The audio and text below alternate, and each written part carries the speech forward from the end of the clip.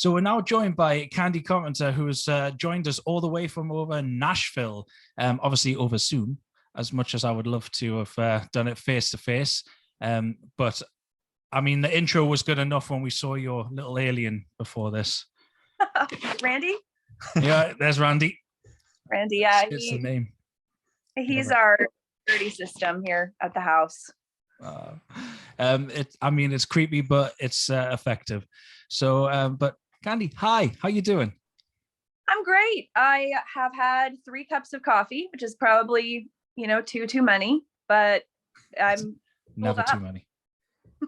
I love coffee. Blaine loves coffee. Like I go to Starbucks, I get 6 shots of me cup of coffee. And like when they read out the order, everyone's like, "Who is this psychopath?" I'm like, "That'll be me." That's I worked at Starbucks for 3 years, and I once drank 10 shots of espresso in a day. Whoa. I don't recommend it. No, it was too much. I probably knocked you off my life that day, but it was a very productive time. I bet you did everything fast. Like everything was just, I mean, there was probably coffee orders going flying everywhere. Yeah, you'd have been shaking like that. I was write not. People's names on. I would have been. I had no business doing that. So I'd like to just take a moment to formally apologize to anyone I made a latte for when I was working at the Brentwood Starbucks. I'm sure they forgive you. Thanks. Thank you. I'll say it on their behalf. They forgive you, Candi. Well, if my hand starts shaking, you'll know why. Yeah. So that 3rd cup was too much. Yeah. But it's because number 4 is kicking in now. So Candi, a few questions, 10 to maybe 11 questions, depending what the 11th one goes like.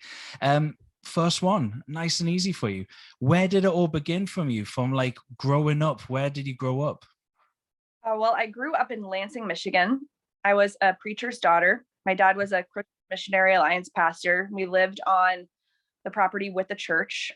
Oh. And we had a family gospel band called Heaven Sent at the time. And then later, for some reason, my dad changed the name of the band to the Carpenters.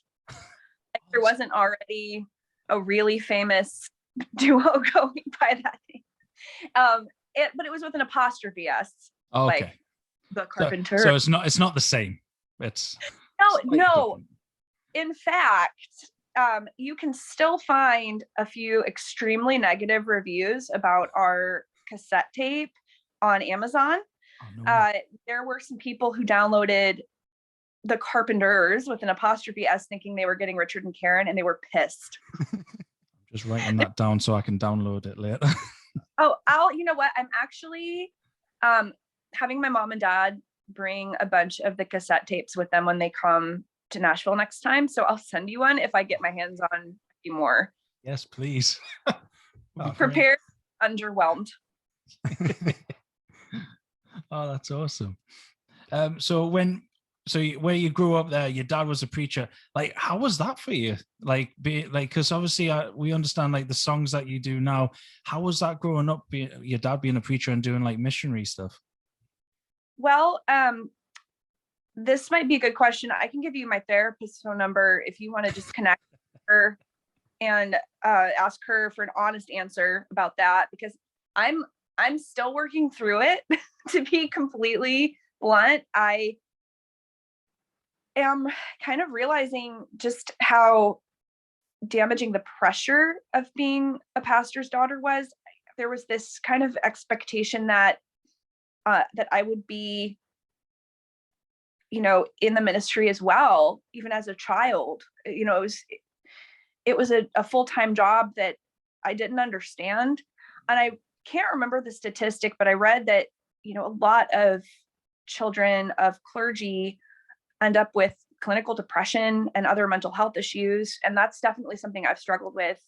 I've really kind of only recently started to understand that the development of my identity didn't really begin until just a few years ago.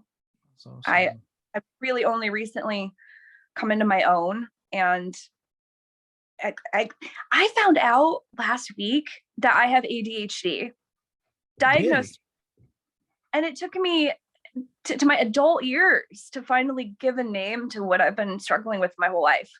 And it feels good to know. Yeah, but well, it's only just sort of come about in the past 15 years, I suppose. So if you had it as a kid, like I remember when I was like a child, it would be sort of classed as you were a naughty child, and it was never known as like ADHD sort of thing. So you're right. Yeah, and it looks different in girls from what I've come to understand. I'm by no means an expert, and I don't fully understand it. I'm learning about it right now, but I realized why I struggled so much in school, and like why my kind of office life is sort of a mess. Like, we're in my living room right now for a reason. I don't want you to see my files all over.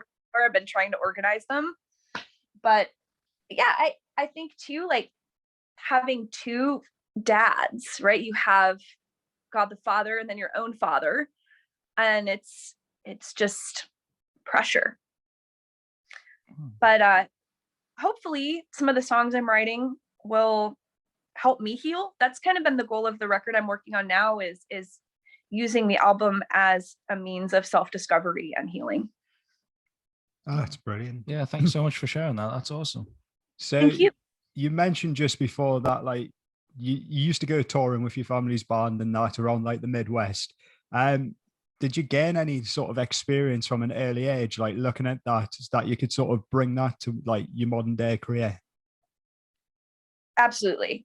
I don't know what life would have looked like if I wasn't exposed to music on a regular basis as a kid. We had band rehearsals. I was actually just about this the other day. When I was 8, 9, 10 years old, I was rehearsing with the adults while my cousins were playing and having a blast. I was working. We weren't super successful by any means. Actually, my dad, oh my God, I'll have to send this to you.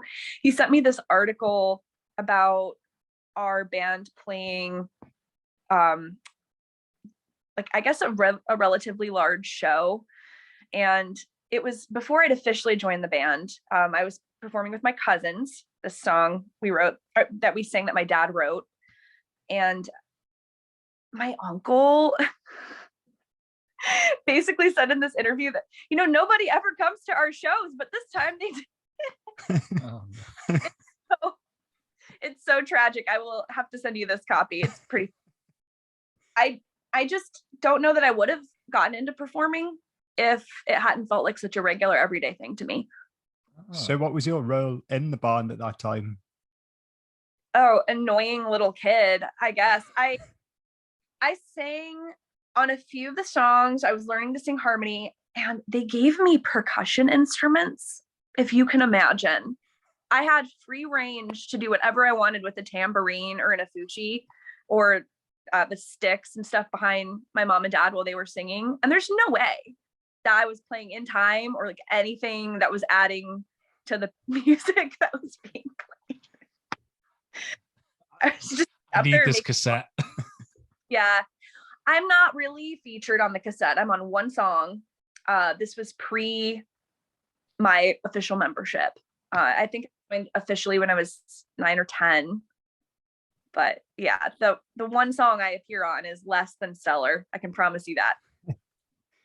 So was this at a point, like when you were at that age, did you see this and was like, I want this to be my life. I want my career to be music? I did. And I think it's because when I was singing, it was really the only time I got positive reinforcement from people. I was bullied pretty hardcore in elementary school and middle school. When I was in elementary school, I had, other kids stealing my lunch every day and kind of terrorizing me, to be honest. And when I sang, they would all go, "Oh, wow, Candace, great job at the talent show." And I felt proud of myself. And that was rare for me at the time. And then in middle school, it was the only time, my crush might pay attention to me, was when I was on stage. I felt like it gave me a validation that really I needed to find in myself in other places. And as I've gotten older, I've had to reconcile that and understand that life is not a talent show or a talent competition, and I don't need to win. I just need to participate and enjoy it. Because when my family and I started, entering me into talent competitions, I think that's where kind of my anxiety disorder kicked in. I felt like if I didn't win, that my value as a human being decreased or ceased to exist altogether. And when I was 11, I actually crashed a Vince Gill concert. I wrote my Yodel for You on a ticket stub, and I went up to the stage and I kept waving it at him. And eventually he actually brought me up there.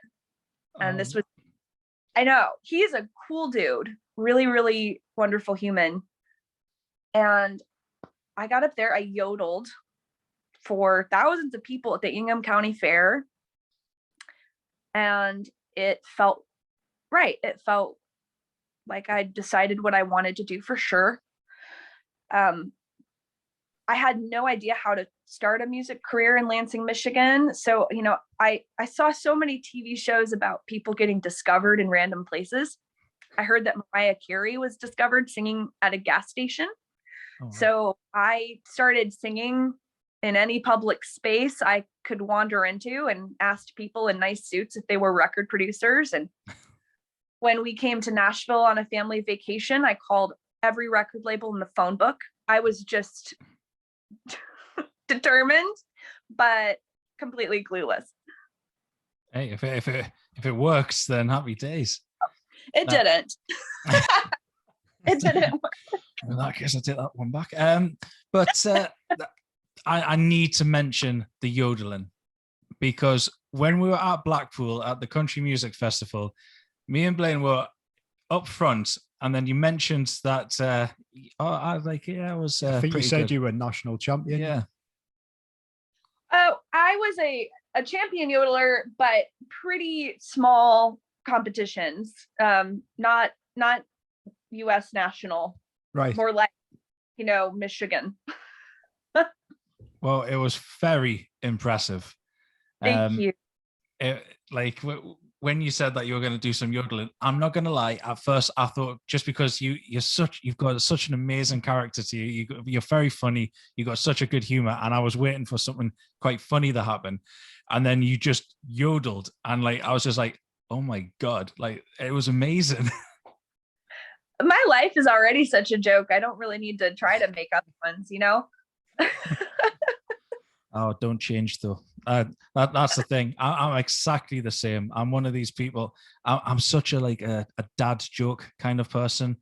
Oh, Every now and again, someone will say something, and I just come out with these little one-liners, such a dad joke, and everyone just looks at me and just like, "Oh, shut up, Alex." I knew I liked you. It's my kind of humor. Yeah, it's the best kind. I don't care. I'm going to carry on. So, but so going from there, you started to tour with Jack Green early in your career. At this time, you spent your time backstage at the Opry. Who did you get to see perform at when you were there, and how much of an impact did that have on yourself? And did Jack have on you when you were doing that? That's a great question. Thank you. I saw everybody back there. It was a very interesting kind of high school to attend. I wasn't in high school, so the backstage of the Grand Ole Opry kind of became my alma mater. Is that how you say it? Alma mater? I was going to say alma murder. Oh, don't say that. All I heard was Al and then murder. That's too close to my name, and I don't want that. Alma mater, right? I think that's it. It's better than what I can pronounce it, so yeah. I actually think one of the coolest things that happened during that time is I was in an Alan Jackson music video that was filmed at the Opry. It was for a song called Too Much of a Good Thing. And it really showcased what Opry life looked like during that time. A lot of the legends who've since passed away are in it. I'm in this cool shot with the Osborne brothers, not the brothers Osborne, the Osborne brothers and Jack. And we're wearing these matching green rhinestone Manuel jackets that we always wore on tour. That's a really special time capsule. I remember meeting Charlie Pride and getting to spend a lot of time with Loretta Lynn backstage. And, you know, I got to know Porter Wagner. Little Jimmy Dickens gave me my first real job. I was his housekeeper for a year. Oh. And yeah, these incredible legends really kind of took me in and treated me like a granddaughter, especially Jack. He was so encouraging. And, you know, we kind of were living in an unfortunate situation. You know, I came to Nashville on my own so young, and I ended up with a woman who was supposed to be my manager. And, you know, she unfortunately took advantage of Jack and myself. And I ended up kind of running away from her and from that situation, and you know, not getting to spend the last few years of Jack's life with him is something that really breaks my heart. But I've gotten to know his family really well, his wonderful children and grandchildren. And when I made my Grand Ole Opry debut it was July 12th, 2019, I had to get it tattooed on my body because I'm so bad with dates and numbers. But they, you know, a lot of Jack's family came to support me, and his son Jan brought his guitar to put in the circle with me.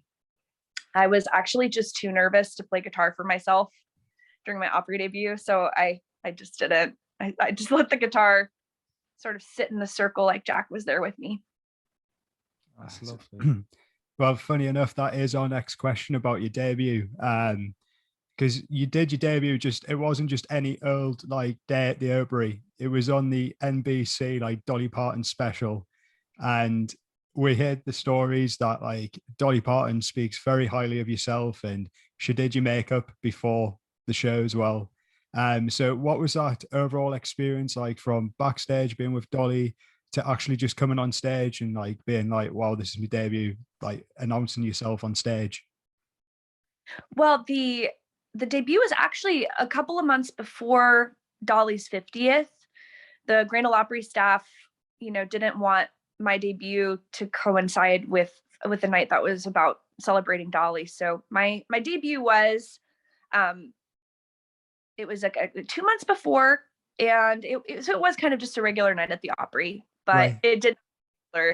I cried the entire time. I was so embarrassed because I don't like to cry in front of people, and I could not stop. And I'm like watching the video back, I really am mildly humiliated, like kind of mortified in the way that you are when you watch videos of yourself from middle school.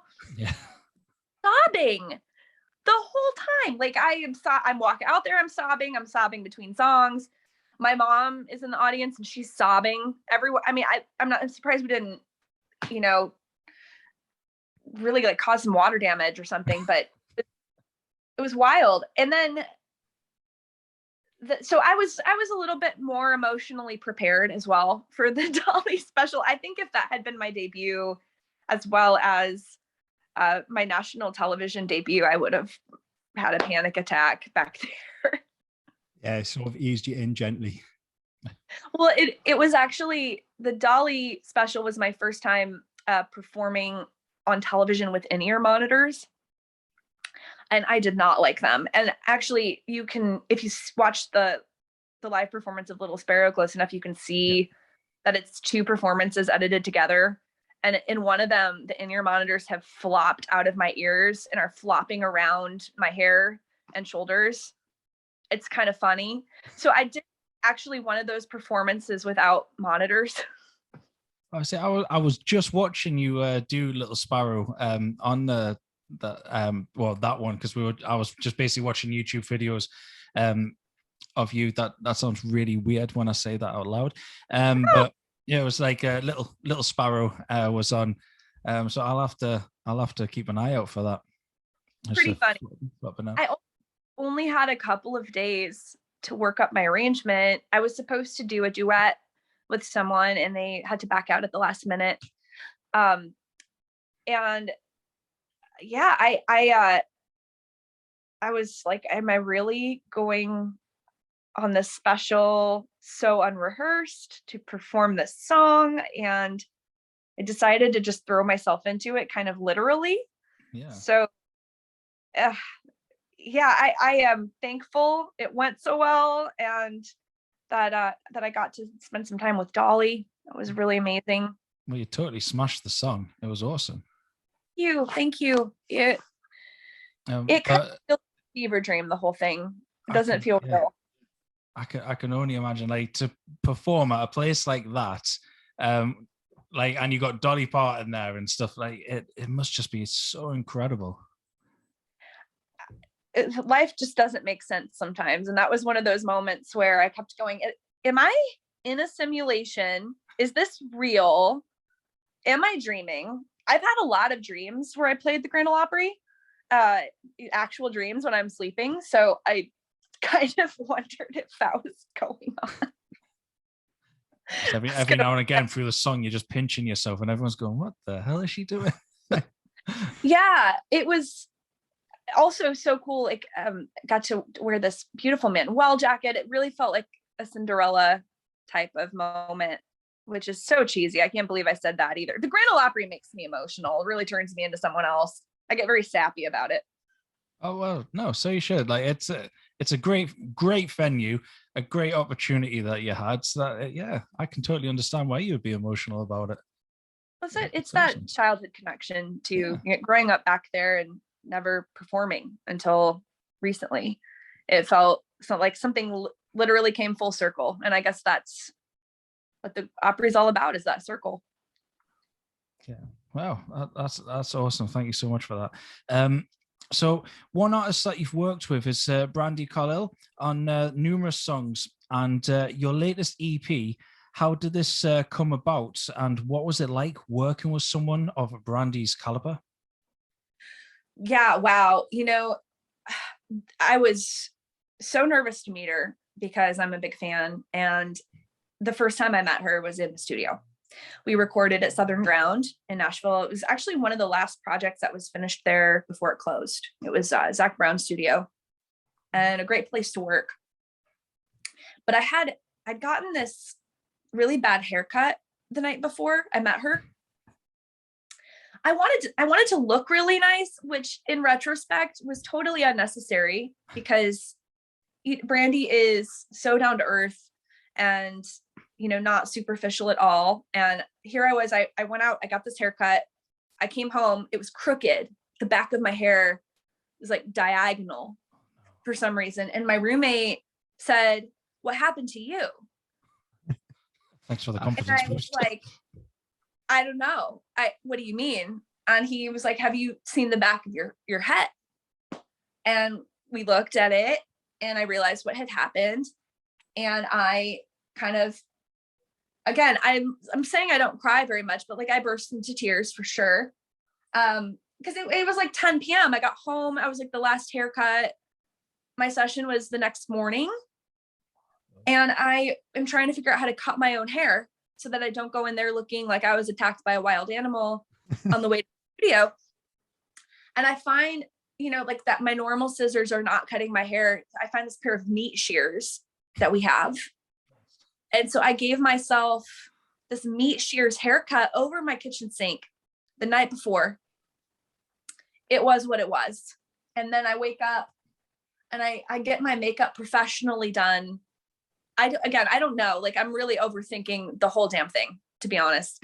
And then I get in the car. I didn't bring any makeup because I had it done. I thought, oh, this is going to hold really nicely. I didn't. I had a chapstick in my bag, and that was it. It was a hot day, and I don't know what happened, but my makeup starts like running down my face, and it looks patchy and really like a mortician had done my makeup. It did not look right. It looked like something was very wrong with my face. So you ended up looking like Heath Ledger's Joker. Just kind of running down. Yeah, but maybe worse. Oh. And Oh, I no. had this chapstick. My friend Kaylee Shore had given me a chapstick from Maine, a very special, like woody smelling thing, and I smear it all over my face to try to blend my makeup. So I meet Brandy Carlisle with a meat shears haircut and a face full of chapstick. And the first thing I say to her, I'm not kidding, is I hate, because I was telling my day-to-day manager about what had happened to my makeup and hair as she was walking in. So for some reason, I averted my eyes right to the doorway with this like scowling monster face screaming. It wasn't a scream, it was more of a guttural. Ah! It happens in threes. Yeah. So we were off to a great start. And then we had a truly magical session. And it was actually a really great lesson to start caring a lot less about how I look. That's something that's drilled into you as an artist. You know, make sure your hair and your makeup are perfect all the time. And that is not a fun way to live. What would have been ironic would have been is if like Brandy had just turned up in a pair of like sweatpants and like trainers and like it was like hair just everywhere, and then like you've made that big effort. She did come in very comfortably. I mean, she looked amazing because she always does, but she came in to work and I came in to perform, and it's such a good lesson. It's really, I think in the last few years, I've learned that music is about honesty and telling an honest story and being yourself and letting people see all those things about yourself that embarrass you. If we'd done this interview 2 years ago, I would have been incredibly stiff. I would have said things I regretted because I was thinking too much about what I said and not being myself. I think that in order to become the artist that I am now and to make art that I'm proud of, I had to really stop wanting people to like me. And that seems counterintuitive, right? Like, no. You want to be a likable artist. You want people to get behind you and your mission, your music. But I don't know. I don't want to play a character.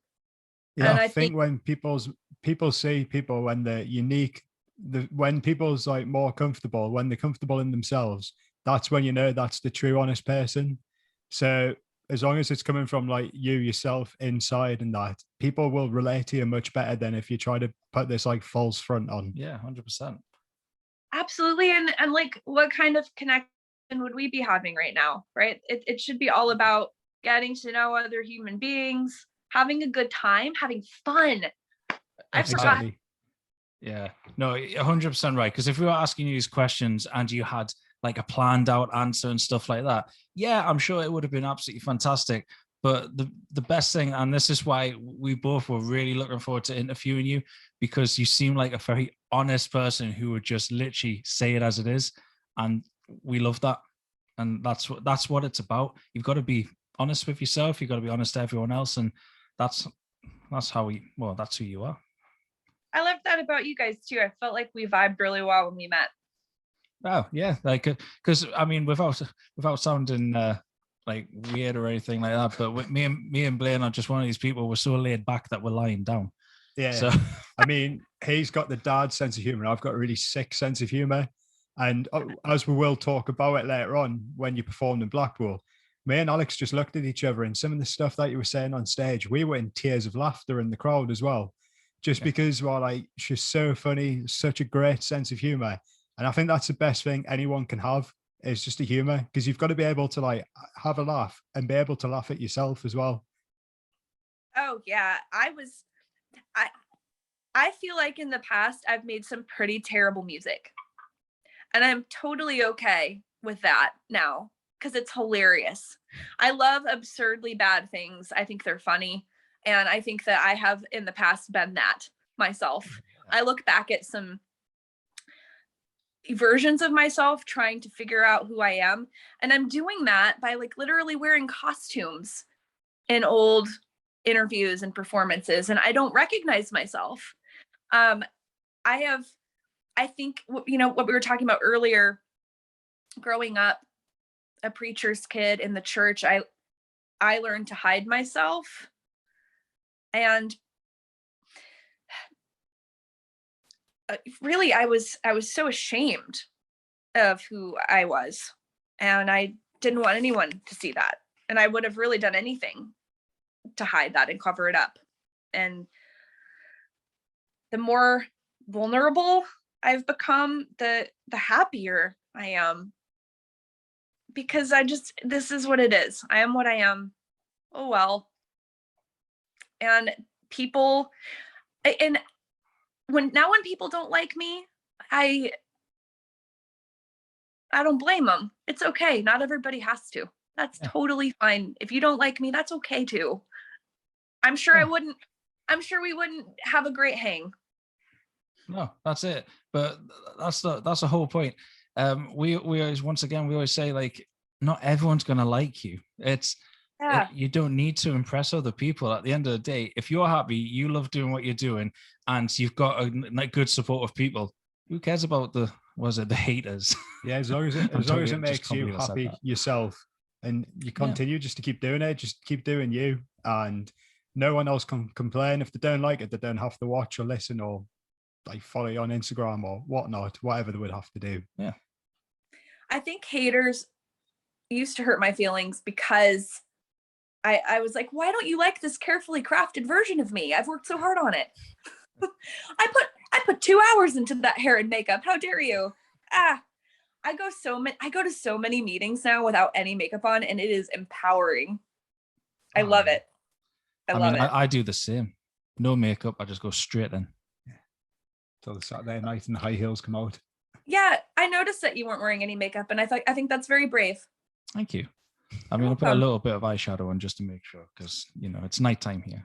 I'm sorry, I should have complimented that, but it's okay. You're just such a natural beauty. Oh. I knew I liked her. Okay, going back into the next question I've got for you. Where did the title "When the Asteroid Comes" come from for your latest EP?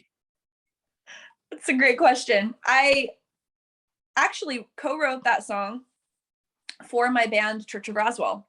I wrote it with Josh Doyle and Alden Witt, my recent fiance. Hey, congratulations. We were going to say that later on, but we'll say it now. It's massive congratulations. And you did it in the UK, or I should say he did it in the UK. So more on that later. I tend to go off topic very quickly. We'll ask about that one later. So yes, the EP. Yeah, we wrote "When the Asteroid Comes" for the band Church of Roswell, and then I put a lot of myself and my story at that time into the song, and I played it for Brandy to see what she would think of it, and she said, "Hey, check with your bandmate, make sure this is okay. I think we should record this for your project." I wouldn't call myself a nihilist. I would call myself an absurdist. I don't think that life is a total bummer, but I also do take a lot of comfort in knowing that someday there will be no physical record of my mistakes. I think that the thought of the end no longer terrifies me. It kind of encourages me to take bigger chances. I think that when I was a kid, I don't know what happens when we die, not to get dark. I have no clue. I grew up believing that this life didn't matter and that we were just living for heaven, living for that next life and that next experience. And I'm aggressively going in the other direction now because I don't know. And I want to live this life to the fullest. I want to fail really hard when I fail because I took a big risk. And so when the asteroid comes, it starts sad. I was having trouble eating and sleeping at that time. We wrote this a few years ago. I've done a lot of work on myself since then. But that's the freedom in knowing that nothing's real, because what does real mean? And it's all about experiencing the present. That's what the song's about. And I thought that was a great little footnote, another little time capsule about where I was, and it kind of embodied the message of that body of work. Awesome. It's interesting too, you know, I was trying to make a record for years. I have about 4 unreleased albums under my belt. For one reason or another, for political reasons, you know, I left a record deal. The management I had at the time kept asking me to change genres. It was a confusing experience. I never really got to make the decision myself about what kind of album I wanted to make. It was being made for me. So most of the songs on the When the Asteroid Comes EP are pretty old, 8, 9, 10 years old. I wrote Fancy Floors with Leslie Satcher 10 years ago. Like it's not really where I am now. And I'm happy that I got to release something that embodies the traditional country environment I grew up in and pays homage to that, before I moved on to this really progressive, honest, kind of brutally honest new album I'm working on. I'm looking forward to that album. Did you play some of those songs in Blackpool as well? I debuted for the first time. I think it was, I should know the number, 5 or 6 songs from my upcoming EP for the first time. You guys were the first people to hear them. Yeah, that's because one of the questions we've got was because like you performed loads and like new material when you performed in Blackpool, which was like your first of like UK shows. But it must have taken like a lot of courage to like come to a different country, a brand new like audience, and then to start playing like brand new music that you've probably never performed before. So what was your reasoning behind that as well? Oh yeah, I was super terrified about it. I definitely get nervous when I'm trying new songs for the first time. And that was most of the show. I think I feel that I've changed so much as an artist over the last few years. You know, When the Asteroid Comes was started in 2019 and we finished it at the beginning of 2021. And I left a management deal where, you know, someone else owned the project and I didn't even think it would see the light of day. So I started pouring myself into this new body of work, really took the time to decide if I you know, liked the musical path I was on, if that was really true to me, how I wanted to present my story. I'm excited to tell you a little bit of a preview. I'm calling the album Demonology. It's the study of personal demons. And I haven't talked about that yet. So it's going to talk about my religious past, my mistakes. You know, I'm not really interested in writing an album where I try to make myself sound like the hero in every story, because I'm not. You know, I've hurt people before. People have hurt me. I've hurt people when I was hurt and because I'd been hurt. And I want to explore that and try to understand it. And I have to make an album anyway. So I think I want to take this time and this opportunity to really dig in and do some work that's going to be painful and talk about some things that are going to hurt a lot. I got into this book called Complex Post-Traumatic Stress Disorder: From Surviving to Thriving. It's by an incredible doctor and writer by the name of Pete Walker. If you're a person who has been through abuse or neglect, especially in childhood. I can't recommend this book enough. It totally changed my life and the way I was approaching my mental health. And I finally started learning some of the terms for things I was feeling and experiencing. I felt a lot less alone. I had been diagnosed with complex post-traumatic stress disorder many years ago when I actually went to a hospital. After my divorce, I had been told by a pastor, so this is super triggering, but I'd been told by a pastor that I would go to hell for leaving my ex-husband, even though he met me when I was 15 and he was 36 years old.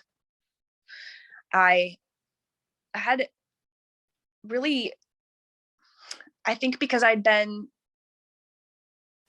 engrossed in the music industry since I was a child, I'd only met people who were willing to work with a child who was living in Nashville on their own. You know, these were adults that didn't see any red flags there. And so it wasn't a safe environment. And I met more and more people who weren't safe. I took that step toward improving my mental health, going to the hospital, admitting that I needed really intense help to unpack all of that and unpack what I'd experienced in the music industry as a kid, abuse from childhood up until that moment that I walked into those doors. I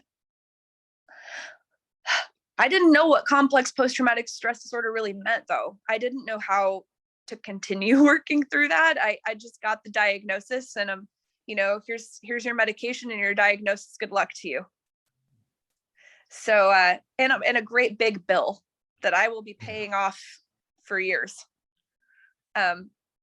We could go all day talking about the mental health care system and all of the improvements that need to be made. Yeah, I mean, I could join you along with that conversation for sure. Well, you know, I was really embarrassed to talk about that. You know, sometimes you tell people, oh yeah, I went to a hospital, and they'll look at you differently from then on. And I think though, the more I admit it and talk about it, the stronger I feel. Yeah. Because I shouldn't be ashamed or embarrassed to find the strength to ask for help. And I encourage more people to do the same. Complex post-traumatic stress disorder is kind of the anchor of this record.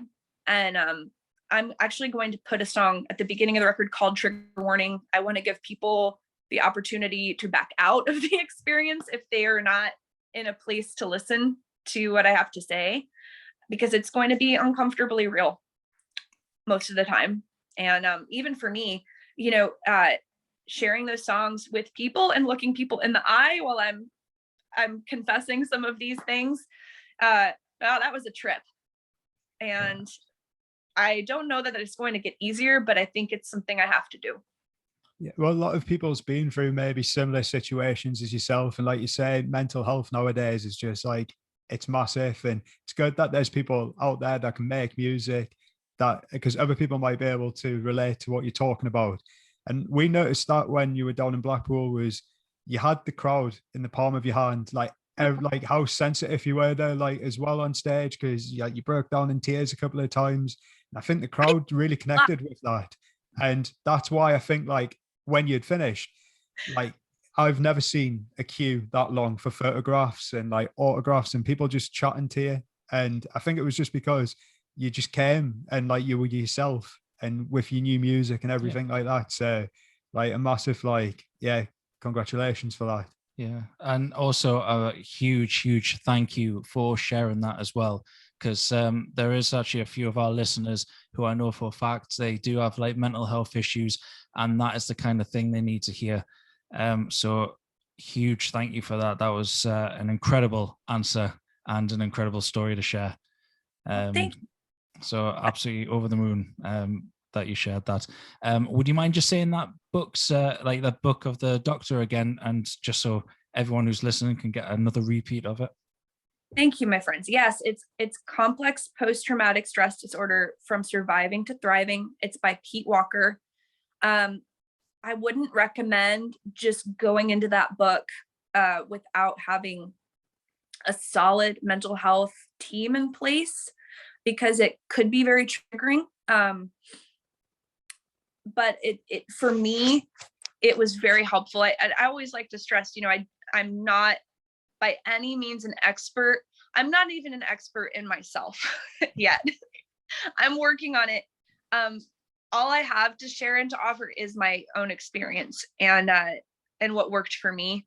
And just, hopefully the message that it's common.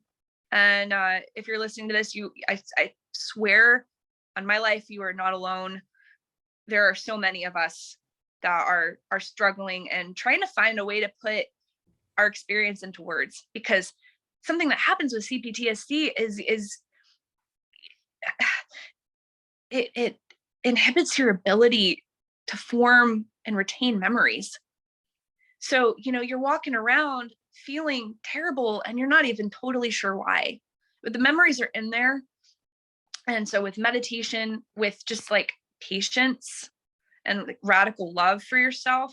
I mean, that sounded so cheesy when I was hearing people talk about radical self-love. But if you can get past that initial "ugh," and really internalize what that means, like I did not know how to love myself. I did not love myself at all, and I didn't think I deserved love from other people. That was in there, and once you can break through, those memories start coming back. Things start making sense. I'm very excited for this new album coming out. Really looking forward to listening to it. And for anyone else who's listening to this right now, as soon as it does come out, please get it downloaded, listen to it, and obviously show the support. Oh, thank you. I hope it helps some people. I hope it helps me heal too. Yeah, I'm sure it will. I'm sure it'll help yourself and many other people maybe going through similar stuff. But like going back to like you coming to the UK and that, obviously you performed at like the Winter Gardens in Blackpool. I think it was the Green Room in Camden, like HMVs and stuff. Did you have a favorite venue when you were across here that you performed at? No, I enjoyed the whole experience pretty evenly. Everybody was so nice, and really the experience of sharing these new songs for the first time blew all of us away. And my fiance, it really is an adjustment after 6 years of dating to learn fiance and remember to put my ring on. He co-wrote all of the new songs with me too, so he's sitting there experiencing this, knowing that he's going to propose too. I had no clue the whole time. It was really special for both of us, and really, really a beautiful time of connection. Was that up in Glasgow, was it? Yeah, he proposed at the Glasgow necropolis. Would you mind sharing the story? Do you think you'll be all right with that? Oh yeah, I mean, clearly I'm not afraid to share. Oh yeah, that's why I was asking if he was going to be okay with it. Oh yeah, he'll be fine. I'm sorry, I think I heard you wrong. I had asked him not to propose in the UK because like I love him so much. He can hear me. I just heard him walk in the house. But this is no secret. Like, he loses things. The amount of time that I have spent helping him look for his wallet and keys in our house would probably shock you. It's pretty intense. He loses a lot of stuff. We were in when we were in London, like day one, the transportation card gone. Don't know what happened to it. And we all have a thing. That's totally fine with me. I love him and I'm happy to help him, but like I didn't want him to bring the ring that I knew he had to another country, because I'm like, if he loses this ring on the trip, he is going to be devastated, and it is going to ruin the whole experience for him. I've like rebuilt my life now over and over so many times. Losing things does not stress me out. He would have probably never gotten over it. I really thought that he was going to take my advice and not do it. And I went into the entire trip with that expectation. And looking back, I was being so cold, like heartless and cold-hearted toward him. Every time we went to a cool place, I would go, "You should have proposed here," as a joke. But he's over there plan that he spent months putting together, thinking every time I did this that I was going to be disappointed about the place that he ultimately chose. When we were at Stonehenge, especially, I made that joke, and he was grouchy for the rest of the day. I had no idea why. I thought he was hungry. But no, he was just devastated. Oh no. So apparently I redeemed myself, because we got to Glasgow. We had a great day. Britney Spears had just gotten engaged that morning, so I was very happy for her. And I announced that to him like as soon as I woke up.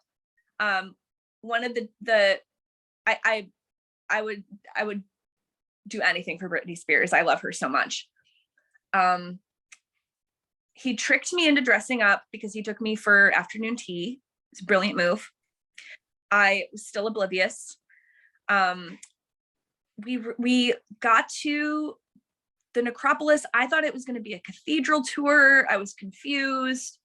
The tour guide was extremely enthusiastic. I started to realize that he'd booked a private tour of the necropolis for us, and I thought that was the surprise, because I'm really into Victorian history and, to be honest, like anything macabre. I don't know, I'm taking pictures. It's really nice. This guy starts playing violin. I thought, I don't know why, that he was up there playing violin for maybe a dead relative. It's just his thing that goes up there and he plays violin in the cemetery. I say to him, "You should have proposed here." Oh. So redeemed myself. He's like thrilled, and he goes, "Well," and he recites the most beautiful, poetic proposal speech that I'm still not totally sure I heard all of, because I was kind of disassociating. The violinist was playing the theme from Jurassic Park. Again, didn't fit. So over here we call it a fanny pack. I guess that's not what you want to call it in the UK. We call them a bum bag. Yeah. So really, it's the same thing. I have decided to forgive him for allowing me to be proposed to while wearing one of those. I think that for our marriage, it'll be better for us to just move past that. Yeah. Yeah, but it was beautiful. He crushed it. The view of the cathedral was gorgeous. We had real champagne, which I guess I've never tasted until that night. And it was magical, like perfect. We were staying in a castle. Oh. I mean, I don't know how we pulled up to this castle the night before and I didn't catch on that something was special.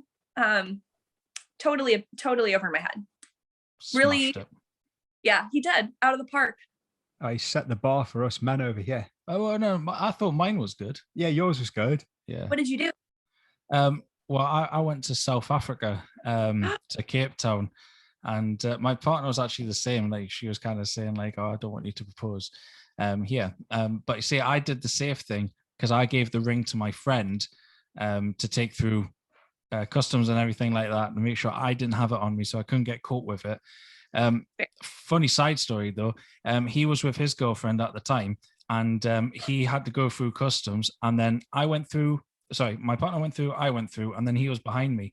He got stopped and searched at the thing, and so we're standing there waiting, and they start opening the bag where the ring is. And I was just like, "Oh, you better go to duty free. I'll wait for him. It's all right." And she's like, "Oh no, we'll wait together." And I was like, "No, go." And my friend's girlfriend sat behind him as this guy pulls his ring out, and she looks at him like, And he's like, no, this is not what you think. This is for Alex, for his partner, not you.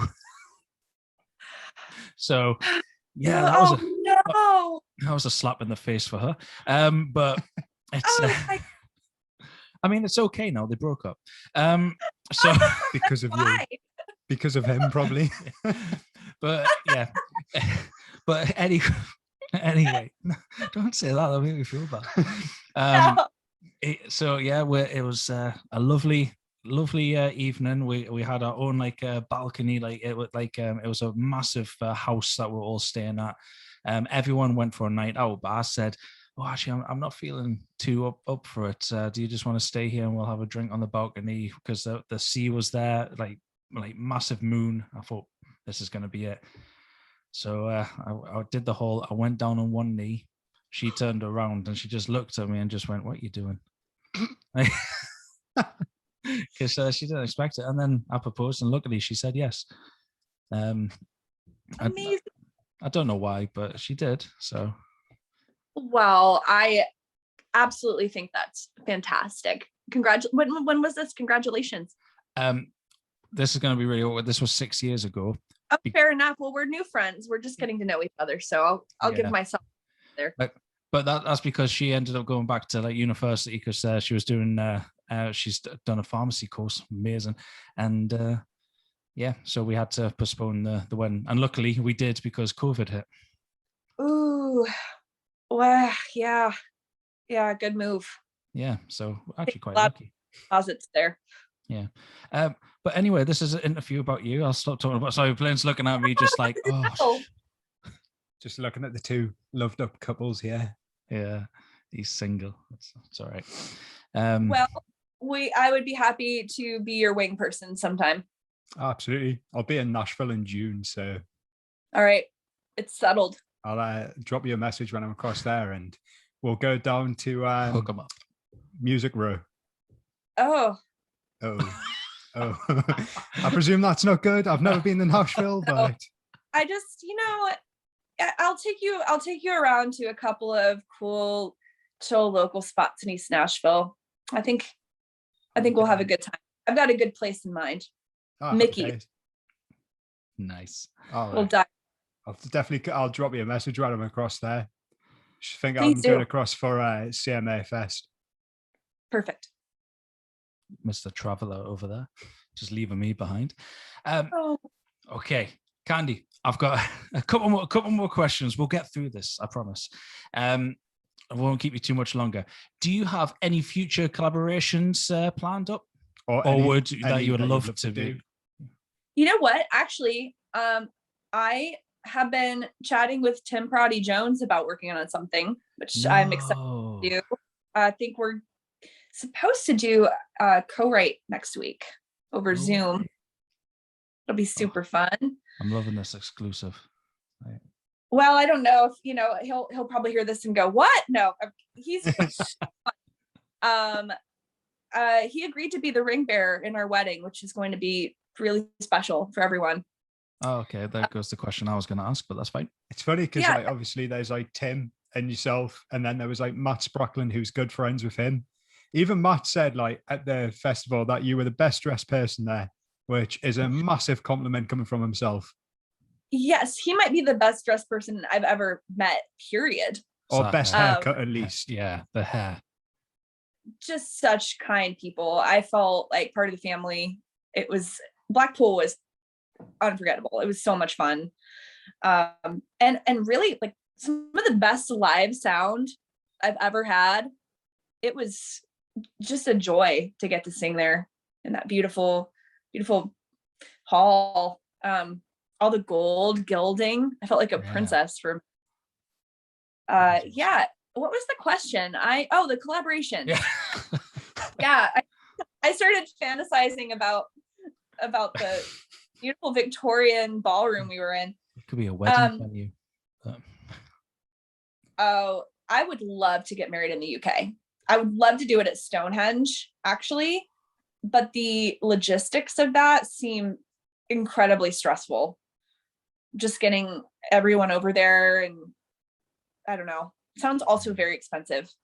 No, just out of curiosity, what was your first impression of like Blackpool, like outside of the venue? Well, my first impression, we arrived and we were staying in this really cool hotel. There were like 6 roller coasters that came down just right out, maybe 5 feet from our window. Oh, wow. And I've never had a view like that in a hotel. Oh, you must have been stopping down Pleasure Beach, one of the nice hotels. It was really nice. I had a great time because also at the Winter Gardens, they're having like a dinosaur expo. Yeah, that was cool. I'm really into dinosaurs. I have a Tyrannosaurus tattooed on my foot. Like I'm really into dinosaurs. Yeah, like, I'm with you on that one. I love dinosaurs. Me too. Right, like Blaine, I love just go. Like a 4-year-old. Yeah, actually, I'll send you a picture of me like standing with all the kids looking at the Velociraptor like this. And yeah, I always, it's like, look at all these little kids are in my way. I'm trying to interact with the Velociraptor, and I need this magic and joy a lot more than they do. I'm an adult, like hard. They've got so much longer time than we do. Yeah, their sense of like, wonder get out of the way. act. So collaborations, yeah. Yeah. Not really right now. I need to get this record done before I lose my mind. It's been about a year in the making. We're talking about trying to go in and start recording at the end of the year. I think I'll feel a lot more opened up to new projects creatively when this is done. That's fair enough. Definitely. So for the final question, like in the near future, obviously you've got your new song coming out. Do you have any tour dates that you're doing in America, or like music videos or anything like that you've got planned? Just, up to through the end of the year, I'm going to be locked away again, getting this project done, because I don't even know what the tour will look like until we have the record. We'll be touring, but I'm really excited. I got to preview it in the UK, and like it really fueled me up to come back and keep going. Absolutely. I'm looking forward to it, because I remember when you were performing, there was one song and it was about, you said, a serial killer, about your boyfriend. That was brilliant. And that was absolutely hilarious. And I was like, I can't wait to hear that again. Well, what was funnier about that is that your fiance was standing right next to Blaine, and you pointed at him. And yeah, you kept like, when you were singing at him and like pointing at him. And there was a couple of people who started looking over, and they were looking at Blaine, thinking like, you were I was a serial killer. Yeah, and I was like, yo, it's not me. I was like looking around. I was like, I think it might be him. Yeah, it's him. He's the serial killer, not me. Like, everyone was like looking. I was like, oh no. It's that. I thought you were gonna it's a whole. It's so strange to say that I wrote that song with him, with my. I'm writing this whole record with him because he's such a great songwriter. That's how we met. We started writing together, and it was a few years of that. He used to work for my old manager. He got fired for dating me. That's all right. It was for the best, but we were like friends, uncomfortably close friends for a couple of years. We'd hang out and end up, grabbing dinner and stuff, but we weren't dating or anything else. And I don't know, like I didn't want to ruin our co-writing relationship, because it was so fulfilling creatively, and we had a great connection with that. And I don't have the best like romantic history. So it's like, I'm going to end up ruining this perfectly fine relationship I have with this collaborator. It just got to the point where we kind of had to date because we weren't hanging out with anyone else. So we have gotten to know each other probably too well. Like he knows everything about me. We have zero secrets. Everything comes out in the songs. We've written songs about so many of my exes together. That's a lot. And I think what's fun though, you can kind of get a subtle dig in at your partner. because my favorite line in Serial Killer is, you're a pretty good listener. Because I say really good kisser, but I say pretty good listener. And he knows, like, he would probably, hey, Alden, how do you feel about that line? I can't argue with it. He can't argue with it. That's what you heard it here first. I was listening. He sounded like he heard that one fine. Yeah. You did hear that. You're right. Yeah. So he is a pretty good listener. Yeah. And apparently a good kisser. He's a great partner, actually, really tolerant. I'm a handful, I'm sure you can imagine. And yeah, and I definitely have trust issues, and that's what the song's about. Oh, that's awesome. Brilliant. Well, Candi, I tell you what, I said I was going to ask you this, and I'm going to ask you this because we said we were going to ask you this. When do you think you're going to die? Sorry, Blaine. Taking the way out of context there. That's such a good question. I think my answer now is so much different than it would have been a few years ago. I think, I actually think I'm going to be old. I do. Hey. Yeah, I do. I don't even have a dramatic answer for this anymore. I think I'm going to live a good long life, like a pretty healthy one. I made a lot of changes in the way I treat my body. I used to drink like way too much. I think, but we've been talking about this whole interview about getting to know yourself and just accepting what you are, and that's the way you are. It really helps you do everything in moderation, because you want to treat yourself a little nicer. Yeah, definitely. Just for once again, everyone listening, that question was arranged. And it was just when I asked it, Blaine was just taking a massive drink of Diet Coke, and it just caught him off guard, because I don't think anyone thought I was going to actually ask that question. But I did. What? Alden always says that he wants us to go down in a sinking ship. Oh no. That sounds awful. Yeah. I want to be comfortable. I've spent a lot of my life uncomfortable. I would like to be warm in bed. Yeah. Yeah. So some people say like, oh, like if I died in a plane, I don't care. It's just like, you're joking. The last like minutes, if that, of your life is of being terrified. But... No, I think I've spent like my entire life terrified. I would love to have like one evening, maybe the evening die where I'm not scared. Yeah, put on a good film and then just die watching it. This interview's gone really, really off topic of music. 0 to 100 pretty quick. You know what? On one of the Twilight movies, because that's enough to make you want to die anyway, Yeah, or Marvel. Sure. No, yes. No. He's a big Marvel fan. I'm so pleased you said that. I don't know what to say about that. I like some of them, I do. Okay, at least you like some of them. Okay. Yeah. Alex is clutching his table so hard there. The veins are poking out his wrist. I have a really neutral opinion about Marvel movies. They're fine. He doesn't. He just bloody hates them. Yeah, because I'm not 6. Wow. That seems like it's really coming between you guys and your friendship. I'm worried about it. Yeah, the fact that he calls Taylor Swift Tay. Oh, we're not having this argument again, right? We're going to end up in couples therapy, right? So I can find a great therapist if you're looking for one. Be a bit distant. Zoom. True. Most therapy appointments are happening over Zoom right now. Right, Candi, hook us up. So before I told you that I have a game for you, we'll play this very quickly because that's the idea anyway. It's called rapid response. Okay. So I have 10 questions for you, 2 answers, but only one you can answer. Like the first thing that comes to your head. Oh God! Out of these options. Okay. Now, a lot of people do take their time with them, so I want to challenge you to the fact of doing it as fast as you can. Just what first thing that comes to your head. Okay. All right. I'll try. I'll give you a nice, easy one. So, okay. Well, maybe it's easy. I don't know. So, 1, Michigan or Nashville? Michigan. Why did I say that?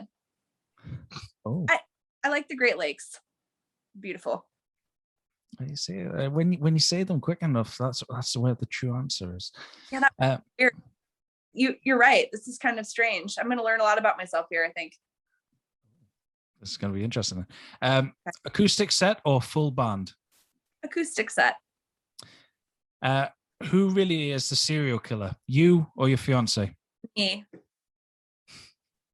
That was very worryingly quick. Glasgow or London? Oh, I can't. I don't. I love them both equally. I don't know. I actually cannot do that. Oh, that's fair. Hey, no. If you want to say both, I'm happy with you saying both. I do, and that's not even a fair question because of the proposal. You know, that's going to cover it. You're not going to like what's coming up later, then. A small hall venue or a festival? Oh no, I think festival. Yeah. Do you prefer singing or songwriting? Songwriting. Oh. Do you like comedy films or horror films? I like to think that comedy and horror mixed together is definitely my brand. Black comedy. Yeah. Like yeah. On guitars, do you prefer a Gibson or a Fender? Gibson. Who do you prefer? There's two of these. Who do you prefer, Randy or Alden? Brandy. How could you look at that face? Oh God! I just love the eye patch. Randy, What happened? What happened to his eye? I'm not sure. This happened while we were out of town, actually in the UK. Our roommate moved out while we were in the UK, which I guess was part of the plan, so that we would get to live together alone for the first time being engaged. But we came back and I guess Randy had some type of eye surgery, maybe LASIK. Or do you think your roommate wasn't happy about moving out, so he took it out on Randy? Maybe. Oh, that's dark. That's possible. It's dark, but Randy, does use the power of mind control on me specifically. That's okay, then. I don't even know that I'm answering that question accurately. Oh. Yeah, he's telepathic. So it's really hard to think for yourself in this house. Man. It really does suit that eye patch though. It probably looks better with it. An extraterrestrial pirate. It's why not? Yeah, you can call him ETR. Oh. Makes just as much sense as anything else. So sorry. So final question, and this is another who do you prefer? And this is something that you will have to answer for a competition. Oh. Who do you prefer? Alex or Blaine? No. As a person. I have to answer this for a competition. What is going on over there? It's because we got competition going, and basically if he wins one more, I've got to do a forfeit. So you want to see him do a forfeit, don't you? Because it involves dinosaurs. No, it doesn't. What is that? What is the fine print there? What do you have to do? Well, I don't know. I'll That's have to the pick problem. for him, and then he would have to pick for me. I'm 2 away. He's 1 away. Okay. Sways it. Okay, so you might have to do something embarrassing. Yeah, it can be anything. I could get him to dress up as a dinosaur if you pick it tonight. Oh, that's it. You'll have to go trick or treat with the kids dressed as a dinosaur. Because that's Okay. not good. All right, Blaine. Yes, for you. I love chaos. So Yeah. Oh, it's going to be absolute bedlam. yeah, he doesn't say today. So I shouldn't. Do you know what? That's what I hate asking that question, because like the reason why he's ahead of me is because one person said that I was interrogating them during the interview, so they preferred him. I was like, you wrote the questions. I know. I wrote the Well, questions. I write the questions. Yeah, he writes the Oh. questions, but I mean, it's because I He's did the- more talking. He's the proper technical guy, so I wouldn't be able to set any of this up. Yeah, But it's an interview. You meant to ask questions. It's not an interrogation. Yeah, It's she- okay. For Really that record, she and could have that left at any point. You weren't shining a torch in her face, Yeah. demanding answers. Where were you on the 20th of July? Just Wrong like- answer. no idea. There's nothing like that. Well, Candy, thank you so much for joining us tonight or this afternoon where you are. It's been an absolute pleasure. It's been absolutely fantastic. Really Thanks for enjoyed it. No, and thank you for like discussing your stories, opening up to us, and even giving away an exclusive earlier on as well. So You both have very kind faces. It's easy to be open and honest. We well, appreciate it. thank you very much for taking your time out your day, and enjoy the rest of your day, and hope the rest of 2021 is fantastic for you. Same. Great to see you guys. Sorry if there was any weird lagging and I was talking over you. It's interesting interviews on camera. Yeah, but that's the best thing as well. Like because then it's not properly set. Like was it rehearsed? So Yeah, I'm not even capable of memorizing. Like I barely know my own songs. And to be fair, I barely can read his writing. That's why some of the questions I come up with, I just kind of make up what I'm saying. So it's one of those. But well, thank you again, and we really hope that we get to speak to you in the future when your new album does come out. And we would love to talk about it more. I'll see you guys soon. Really hope so. Hit me up if you're in Nashville. I'll have you over for dinner. Absolutely. I'll be there Welcome. in June. I think June the 6th is CMA Fest. So I'll drop you a Perfect. message.